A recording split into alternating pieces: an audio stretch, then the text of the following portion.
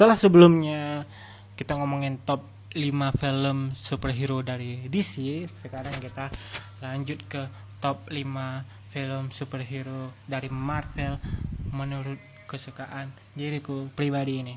Sama seperti yang sebelumnya, ini tuh nggak dibagi per universe lah, MCU apapun.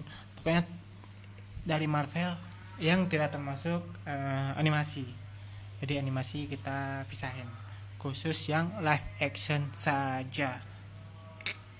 Yang kelima ada Thunderbolt. Kita mulai dari Thunderbolt. Mungkin karena cukup fresh ya, karena dia baru, terus juga cukup surprising gitu, yang mana nggak expect dari awal ketika mau nonton Thunderbolt itu kirain bakal kayak Suicide Squad gitu. Ternyata dia dibuat arahnya itu kayak nggak ketebak. Oh, kesana dia kayak dibikin jadi karakter-karakter yang kita nggak begitu suka sebelumnya itu, jadi dibikin kita akhirnya punya rasa empati gitu sama mereka gitu, yang mana itu bahkan nggak terjadi di Suicide Squad juga gitu. Suicide Squad bahkan ketika karakternya mati ya udah gitu, tapi di sini tuh kita kayak jadi into gitu sama karakternya.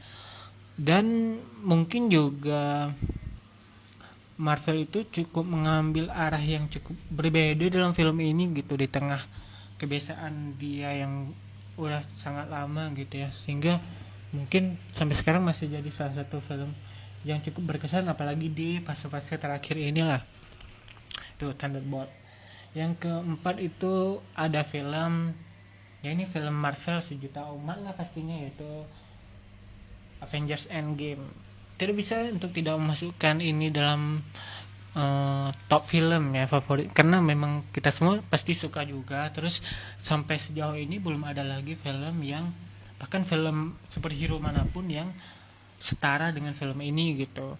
Aspeknya banyak banget, apalagi memorable-nya yang begitu banyak ya, terlebih di scene akhir gitu, yang semua superhero MCU pada saat itu tuh berkumpul dalam satu momen. Itu suatu yang sangat epic yang belum pernah ada lagi sejauh ini gitu, sehingga mau nggak mau, walaupun banyak film superhero lain yang kita suka, film ini tuh nggak bisa luput dari kepala kita semua, benar nggak?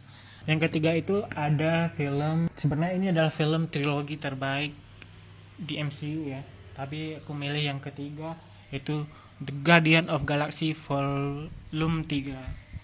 Karena menurut aku trilogi ini tuh dia semakin baru itu semakin bagus gitu. Kayak film pertamanya segini, keduanya makin bagus gitu kan, tuh makin bagus. Dan puncaknya di Guardian of Galaxy Volume 3 ini benar-benar ditutup dengan begitu bagus, yang bahkan kita nggak nyangka dia bakal dibuat.